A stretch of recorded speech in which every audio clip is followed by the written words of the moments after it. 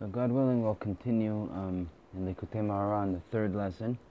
So it starts off with, again, one of the Ma'amarim of Rabbi Bar Bar Chana, one of these stories, saying that Ledidi Chazili Aya Krukta. Rabbi Bar Bar Chana says that I saw one time, I was going and I saw a frog, and it was the size of this city of Agronia. V'akada Agonia Kamahave, and the size of this city was like 60 bate. I'm not sure what bate is, but it is a big city.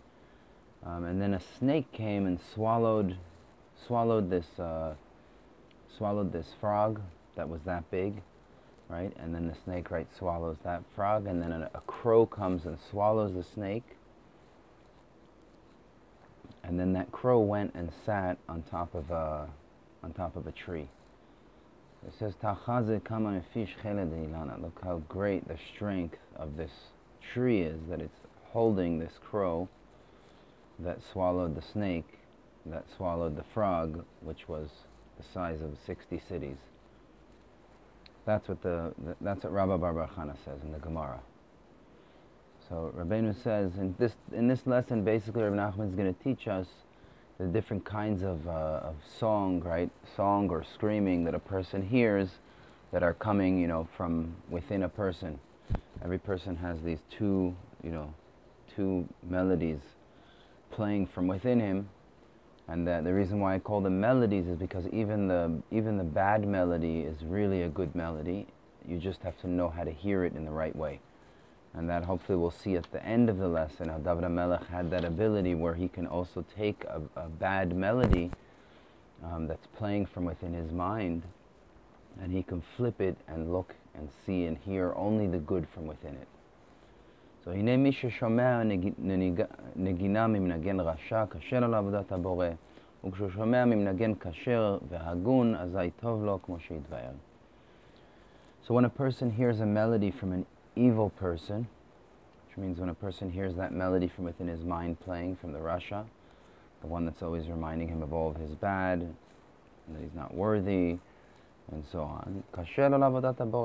So it's difficult, makes it difficult for a person to get close to Hashem when he's listening to this melody. This is the thing that is holding people back from getting close to Hashem.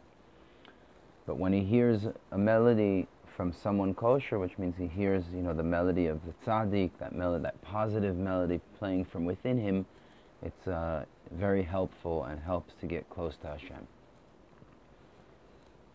כי הנה כל הנגינה נמשכת מן הציפורים כדאיתא במדרש מפני מה מצורע טהרתו תלויה בשתי ציפורים חיות טהורות יבוא קלניה ויכפר על קלניה כי נלקה מחמת קולו שדיבר לשון הרע.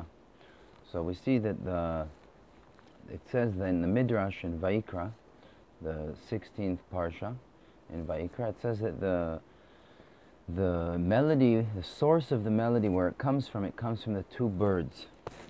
Right? We learn it from the Parsha of the Metzorah. A person who spoke Lashon Hara, he gets this, tzarat, this kind of disease all over him. And his purification is that he has to take two pure birds, two kosher birds like doves, right? And he needs to take them. And the reason why, the Midrash says, the reason why these two birds is his sacrifice that a person that has tzarat needs to bring is because Yavo Kalanya ve'chaper al Kalanya. So a bird that is basically speaking and singing all day long and never speaks Lashon Hara, right? So that's the fixing for the person who used his voice, his sound, in order that he's supposed to use in order to reveal the kingdom of Hashem in the world, and he used it for Lashon Hara to speak, bad words. So he needs to go now and take the birds that speak all day and sing all day, and they only praise Hashem. So that's the reason why that's his purification. נמצא מי שהוא כשר, נמשכת הנגינה שלו מן השתי ציפורים חיות טהורות. So a person who's kosher, right, his song, his melody is always, what does kosher mean, right? There's kosher and there's not kosher. So kosher means a person who's always looking to see the good in other people. He's always trying to machshir, to make the thing kosher, whether it's on himself or in others, whatever he sees in the world. He's always finding the side that's good from within it, right? So that person, his melody that's playing from within his mind is the melody of the, the kosher melody. It's coming from those birds, the kosher birds. And it says in the Zohar in Vayikra that these two birds, they basically get their melody comes from the same place that the prophets receive their melody from. And for this reason, a person who sings melodies is called a chazan. And a chazan comes from the same word as chazon, which is prophecy.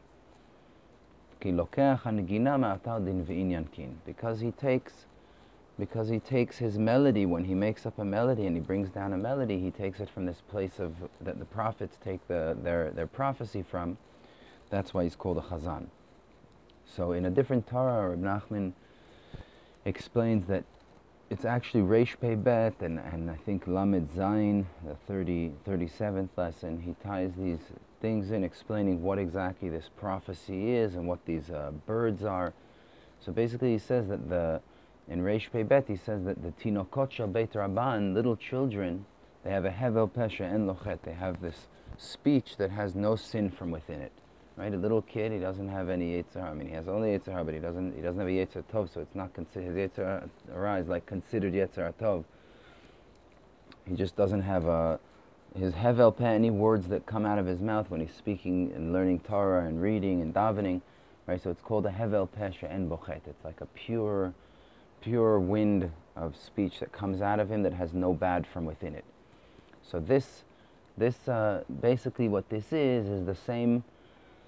These children that have this Hevel Peh correspond to these Kruvim, the two babies that were on top of the Holy of Holies, on top of the Ark. You had these two little children with wings, and the prophets, right? So those are in Netzach and Hod, in the Sfirot. It's Netzach and Hod, are where the Kruvim were. And the prophets that are in the Sphira of Malchut at the bottom, when they receive a prophecy, they receive their prophecy from Netzach and Hod.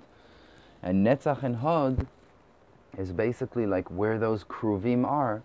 So a person who has a Hevel Peh, She'en Bochet, that is always speaking like those children, right? So he's like that prophet. He's receiving that song, and Reb Nachman says over there that that's really the song that's going to be revealed when Mashiach comes. It's going to be, people are going to tap into this idea of just speaking positive, taking that role of the tzaddik and always speaking this Hevel Peh that has no sin from within it. And once they do that, they're going to fix the speech, which is fixing their whole Malchut, because the whole fixing of the kingdom of Hashem in the world on a general scale and a personal scale, it's all about fixing the speech. Because like we said many times, that was the whole blemish of Adam HaRishon, and everything was all about the falling of the letters of the souls because of the blemish of the speech. So the fixing of the Malchut of Hashem, fixing the Sphira of Malchut, that Mashiach the redemption can come to a person on a personal level, or the redemption for the entire nation depends on fixing this speech. And that's basically what this Torah is about. It's teaching about fixing, how do we fix the Malchut the Kedusha, which means how do we fix that speech, that melody that's playing from within us, that's the negative, the bad melody. So when the person who's singing the melody is the evil one, right, that bad melody playing from within you, so it says that he receives his melody from the other birds. Like we said, everything zelu matzeh, the holiness and the impurity. So the same way there's two holy birds that from them come, the prophets get their prophecy from them, they correspond to the Kruvim. So there's also, parallel to that, there's also birds that come from the other side, from the Klippa. And it says in the Zohar that these birds, they receive their melody from Dadei HaMalchut, which is basically the chiyut, it's the source of the strength that the Sitra Achra, the other side, gets its strength from. It's the Malchut of the Sitra Achra. That's where they get if you take, let's say, in the Sphira of Malchut, because each one of the spheres has all the 10 Sphirot, so if you take the Sphira of Malchut, it's like the brain, the Moach of the Malchut, the brain of the Malchut, the highest Sphira, that's where they get their strength from. וכד יתפלג ליליה כדן כרוזה כריז, כציפורים האחוזות בפח, כהם יוקשים בני אדם. And when the night kicks in, when it becomes dark and a person goes into this dark space, into this Egypt, he falls. So there's this voice. There's suddenly this song starts playing, right? The song of the Russia. These birds start playing their melody, and that's how they trap human beings inside that darkness, inside that space. Which means, in other and simpler words, what it's saying is that the Egypt that people get stuck into in life is because they get stuck in listening to the bad melody, listening to all the bad news, and especially Lashon Hara, listening to it or speaking it is even worse, because that really blemishes the speech. So Lashon Hara is like the main headquarter thing to like work on. And the way to work on it is, also learning the halachas of what you're allowed to say and what you're not allowed to say. But a much stronger and better way to work on it is by just switching the melody and start playing that melody of positivity and speaking good and hearing good and seeing good. Through that, a person will he won't, after a while, if he does that for 6 months, he won't be able to speak or hear bad, because he'll detect it immediately, and he'll realize there's something wrong over there. And B'ezrat Hashem will also, I don't know if in this lesson, maybe further on, but we're going to eventually learn how to also take the bad melody and translate it into a good melody and hear only the positive from within the bad. Because like Reb Nachman says, that when a person is davening, right, or learning Torah, right, especially when he's davening, he's standing, before Hashem, right? He says, Adonai sfatai tiftach ufi yagid tiratecha. Adnut, the word adnut is mamish like the Heichal HaMelech. It's the chamber of the king. You're there standing before the king.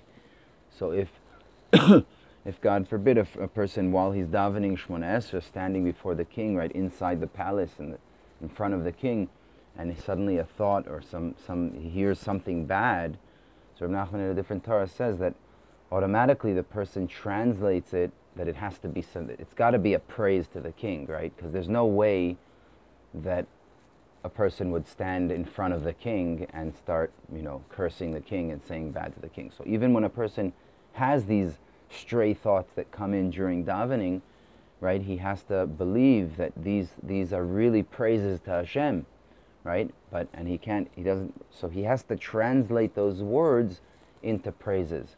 And there's actually a way to do that. At the end of this Torah, it says that David HaMelech knew that secret of how to really turn all the bad melodies and the negative thoughts and all that negativity into positivity, translated in the right way, where you could not only work on speaking the melody and hearing that positive melody and all that, but actually also start translating and turning the negative melody into a good one, and then a person really fixes the entire kingdom, the entire Malchut. והתיקון הוא שיוכל לשמוע נגינה מכל אדם. הוא על ידי שילמד. So over here it's very interesting. Anybody who has the book open will see that there's this word over here, hu, it says the fixing is hatikun hu, and then this word hu is just extra. I don't know why it's there. So I was looking at the letters, and maybe it's kind of hinting on the whole, everything we spoke about up until now, Torah Aleph, Bet, and now going into Gimel. The reason why it's extra is because you could read it like this: "V'atikun sheyochal lishma negina mikol adam hu al yedei." The fixing that you could hear a melody from every person is through learning Torah Sheba'al Peh, learning Gemara, right, which corresponds to night. So it says "V'atikun hu sheyochal lishma negina mikol adam hu." So there's an extra hu over here.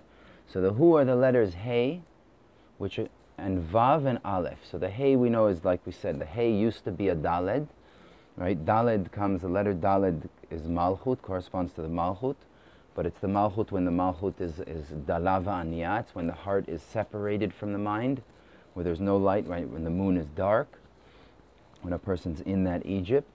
And then the little Yud, right, inside the Daled is when a person's mind and heart are connected, when the sun is mamish beaming its full light onto the moon, and there's a full moon and full sun at the same time.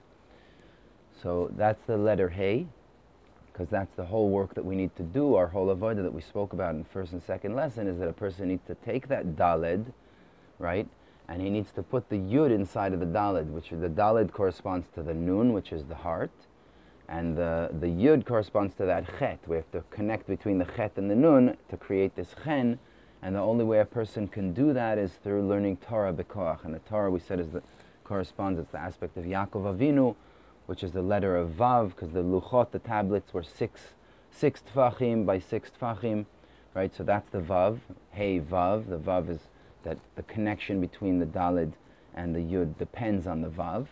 And when a person does that, then he is Zoicha to the Aleph. And that's the last letter of the word Hu. Which is the Aleph, is mamish like where you could really see it, that the Yud above and the Yud below and the connection between them, right? They're mamish, the Vav is connecting between the heart and the mind and the heart. So that's Reb Nachman kind of threw in this extra word Hu, just to hint, because he said the first word is Vahatikun, the fixing. So he put in this word Hu, which combines these 3 letters, which is everything we learned up until now. So the fixing that you can hear a melody from every person is by learning, in the nighttime you learn Torah Sheba'al Peh.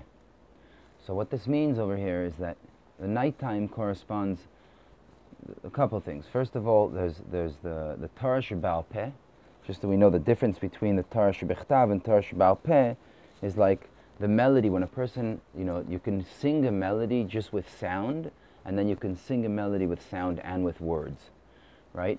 So when a person is, so the Torah Shebechtav, the written Torah, corresponds just to the sound, right? It's this Kol Dvarim Atem Shomim, like it speaks about the voice that we heard, right? The only thing, Zulati Kol, the only thing we heard at Mount Sinai was just like this, a voice, a sound, right? But it didn't have, so the Torah Shebechtav corresponds to just to the voice, and the Torah Sheba'al Peh, the oral Torah, is the actual speech, which the whole fixing, we know the Torah Sheba'al Peh is called Malchut. It's the kingdom, because the fixing of the Malchut, of the kingdom of Hashem, on a personal level for you and for the entire creation, depends on fixing the speech. It all depends on speech. Reb Nachman says, in a different Torah, he says that we see also on a simple level, like a king, in order for a king, for his kingdom to run, he has to use his speech and tell all of his advisors and everybody what to do, to go to war, not to go to war, how to run the kingdom. It all depends on the speech. Also, when a person runs a business, he has to have the speech in order to command and tell everybody what to do in order to run the business. So the speech itself, right, is actually like the shleimut. So you have the voice, the sound that comes up, and then the actual speech is the shleimut, the completion of the malchut, of the authority, the kingdom. So the way, so it says that you needed to learn shilmod balayla Torah Sheba'al Peh.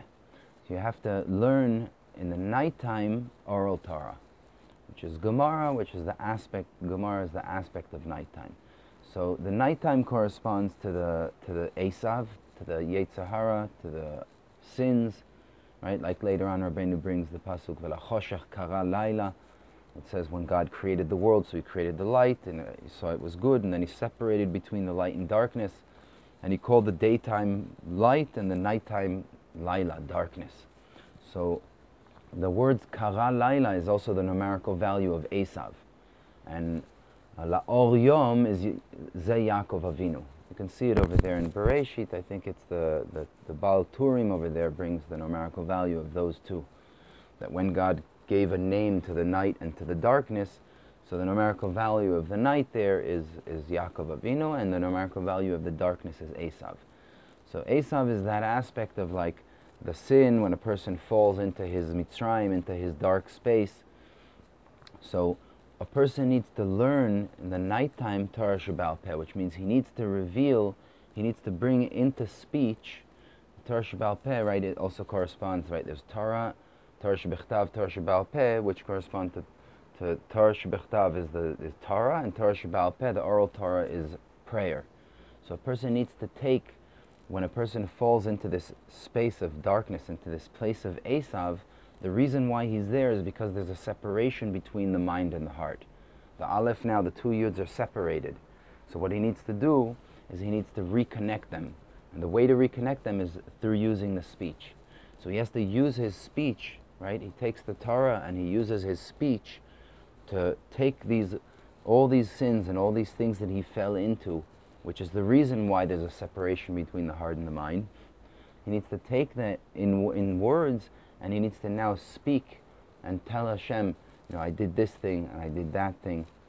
And he finds the avera that he did, whatever the sin is, and he finds that little nekudat tova, that little point of light. Because that little nekudat tova, that's like the little rose, where it says that Hashem came down into the garden, in Shir Hashirim, it says he comes down into the garden and coming to pick all these roses from within the thorns, so the thorns correspond to all of the evil force that Egypt, that Esav, that's holding all the sparks of holiness, right? Each one of those sparks of holiness is mamish like a little rose, right? So when a person finds from within the sin that he did, he finds those little roses, those little nekudot tovot of mitzvah from within the sin, that in itself is what will redeem him and take out all those sparks of holiness, and that is the light that will come onto his malchut, into his nun, into his heart, right, from the mind.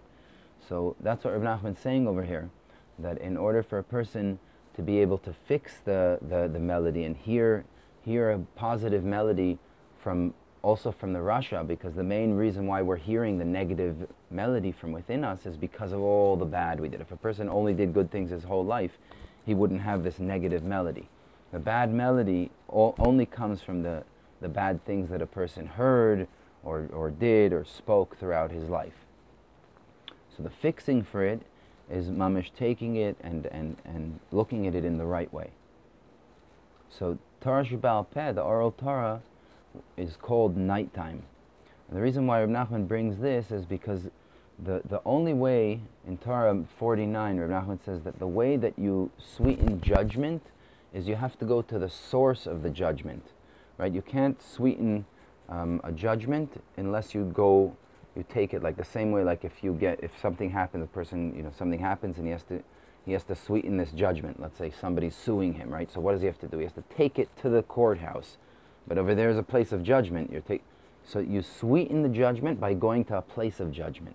So we know, like it says in the Zohar, that the sphere of Bina, that's where all judgments get sweetened, right? It's like a high sphere, it's a place of like tshuva, but all the judgment comes out of Bina. That's where all the judgment that comes. Bina is the left side of the mind, and all the judgment comes down into the world from the Bina. And on the other hand, all the the sweetening of the judgment also happens from the Bina. So the Malchut, the sphere of Malchut, is also dinim, judgment, and the Bina is also judgment. So in order to sweeten, like a person falls into a sin, that's judgment, right? That's din. It's not chesed, it's the opposite. So he needs to take that judgment and he needs to now judge himself and create like a court case, right, on these things that he did bad. So he's taking now the judgment, and now he's elevating and bringing up the judgment to Bina in order to sweeten the judgment, because we know Bina is a very, very high sphere, the sphere of basically the light that's going to be revealed when Mashiach comes, and that's when all the judgments of the world are going to be sweetened. So on a personal level, how do I do that? Is by taking the judgment, taking the sin, and bringing it up to the source of judgment, which is Bina, which is the place of tshuva, right? But when I bring it up, I can't just bring it up as judgment. I have to bring it up, but I need to find the little points of the little nekudas of mitzvah from within that sin, the good things that there are, like we said about the money. I said it actually on Likutei Halachot, but so like if a person, let's say, is inside the lust of money, so he needs to find, he's stuck in it and he's been in it for years, he can't get out of it, he's just chasing after the money, right? So he finds the little points of mitzvah, of all the little bits of money from within that work that he does, that he uses that money for tzedakah and for buying Shabbos food and for sending us to school and all the different things you focus on those little roses, those little nekudot of mitzvah from within it, and then you bring that up in words before Hashem, right? And then when that goes up to the sphere of Bina, because it has the mitzvahs, the little nekudot, those little rays of light of mitzvah from within it, and by that you judge yourself favorably, you matzdik yourself in the deen, you never judge yourself in a bad way. When you elevate that up, so it gets sweetened, and then the Bina, basically the bringing that up in words is like the feminine waters. It's the yearning from below that you're telling Hashem, I did all this bad, but I still want to get close to you. I don't want this bad to make me far from you. So that's like a yearning that's coming from within your heart that you're bringing up. And when you do that, then the Bina, which is your mind, comes and reconnects. There's unification between them, and that's how the heart and mind, the light of all the sins, all the mitzvahs that a person fell in, all that light, those sparks of holiness, they start beaming down into the person's heart, and that's the unification, right? So that's why the dafka, the fixing of the nighttime, of the Egypt, of the darkness, of the sins, is through the oral Torah, which corresponds to nighttime as well, because you can only sweep the judgment from the source of judgment. Okay, the Ita Bamidrash, so here Reb Nachman brings a midrash that when Moshe Rabbeinu was up on the mountain 40 days and 40 nights, so he didn't know when it was daytime, when it was nighttime. Only when Hashem taught Moshe Rabbeinu Torah Shebechtav, the written Torah, he knew it was daytime, and when he taught him the oral Torah, he knew it was nighttime. So from this we see that the Midrash is teaching us that the oral Torah is the aspect of nighttime. And also, like it says in the Gemara, in the oral Torah, in tractate, it's Sanhedrin 24. B'machshakim hoshivani, zeh Talmud Bavli, that Hashem, put me, sat me in the darkness. Right, so the Gemara says over there, what does this mean, this pasuk? It means that this is talking about the oral Torah. It also says in Bereshit Aleph, like I brought earlier, the Choshech Kara Laila, and God called the nighttime, He called the darkness nighttime. So we see the oral Torah corresponds to the nighttime, to this darkness. Hainu, alidei sheilmod shas, יתקן השיט יזכאין שבקנה, שמהם יוצא הכל, וזהו קום עירוני בלילה. So in other words, when a person learns Torah Sheba'al Peh, right, so what I was explaining up until now is explaining the deeper meaning of what Reb Nachman is saying about this idea. But obviously everything, like Reb Nachman says in the introduction, everything Reb Nachman gave us is, Mashiach's not here, we're not at our redemption, we don't have that connection between the heart and the mind, simply because we're not living these eitzas of being that tzaddik and always speaking and thinking and everything positive, right? So because we're not there yet, we don't have that unification between the heart and the mind.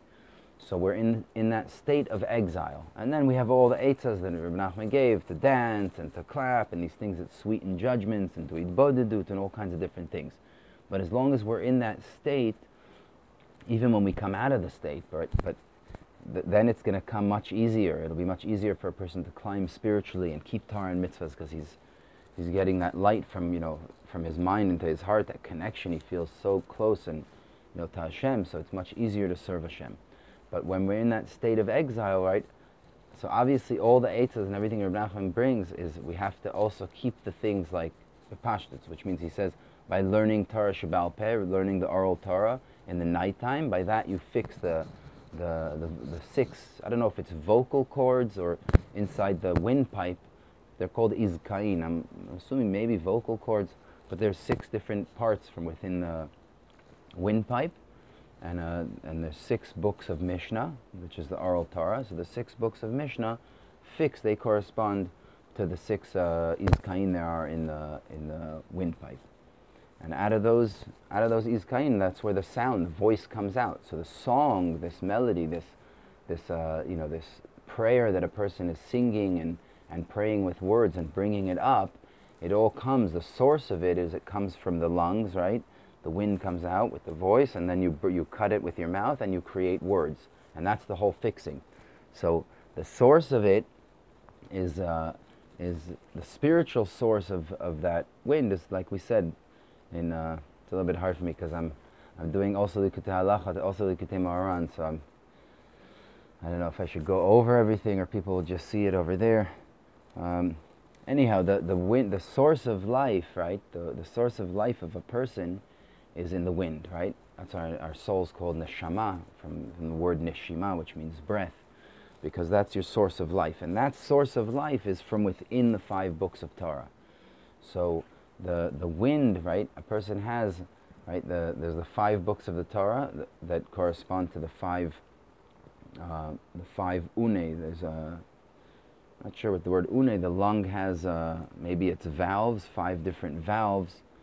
Let's call it valves, but it's called une, chamisha une itlara. So the 5 valves that are in the lungs correspond to the 5 books of prayer. And then the 6 books of the oral Torah correspond to the 6, in the windpipe you have 6 maybe vocal cords or izkain, whatever that is. Unfortunately, I don't have a way to find what these words in Aramaic are. But that's where the voice, the sound comes out. So the whole fixing of the malchut of the kingdom depends on that, because it depends on the fixing of the speech. And that's what it says in Eicha, the 2nd chapter of Eicha. V'zeu kumi roni balayla. Get up and sing in the nighttime. That's what the pasuk says. So Rav Nachman explains, Hainu shtiyeh tkuma leharina, hainu alidei halayla sheigmara shas. That there'll be a fixing for the rina. So what's the rina? The rina is the chen and the chashivut, right? The elevating of all those sparks of holiness, which is the lifting up of the malchut kedusha. The fixing of the kingdom depends, right? The fixing of the unification between the mind and the heart, which is the fixing of your malchut kedusha, depends on fixing your speech, fixing that song. When a person can speak only positive and only have that tape playing of the positive, and when he hears that tape of the negative also translated in a positive way, because realizing that, like we explained, at the beginning, that our whole fixing, right, of our kingdom, all depends on what? On our falls. It doesn't depend on all the things we did good. Yeah, you need to do good and learn and daven and grab as much good as you could, right? But your whole fixing, your reunification between your heart and mind depends on taking those sins and elevating them and doing that process of sweetening the judgments. That's what it all depends on. Because like we said previously, that all the judgments that are in the entire world are all because of all these sins that were done throughout all these generations that have not been elevated. So there's all these judgments in the sphere of Bina, and the sphere of Bina is where all the goodness comes down, all the hashpa'ot. We know that from the left side is where all the gold and silver and rain and any physical hashpa'ot that come down into this physical world, their beginning source, right, is from the Bina, is from the left side. So all those judgments that aren't being sweetened are basically what's causing all the physicality of the world and wars and so on. It's all, right, on a worldly scale and obviously on a personal level as well. אך שלומד שלא לשמה, היינו בשביל שיתקרא רבי, הלימוד אינו בחשיבות כל כך. So when a person learns, he learns Torah, right? He's talking here about learning the oral Torah in the nighttime. So when a person learns not l'shem shamayim, he's not doing it for the sake of heaven, which means there's a blemish in the kingdom of holiness. So he's learning, let's say he wants to become a Rebbe, right? He's learning because he wants to get respect or be a rabbi of a community or